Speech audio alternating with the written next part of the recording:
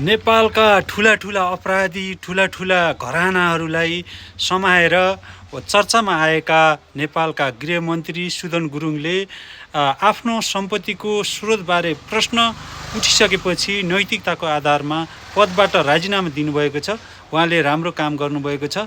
अब राम्रो काम गर्दा गर्दै उहाँको सम्पत्तिबारे प्रश्न जनताले अब उठाइसकेपछि अब यो राम्रोसँग छानबिन होस् भनेर उहाँले निष्पक्ष छानबिनको लागि राजीनामा दिएर मार्ग प्रशस्त गर्नुभएको छ। एकदम राम्रो काम गर्नुभएको छ र अब यो पद डाइरेक्ट प्रधानमन्त्री बालेन शाहसँग रहनेछ भने अब छानबिन समितिले निर्दोष ठहर गरे सुदन गुरुङ फेरि गृहमन्त्री हुने छन् भने अब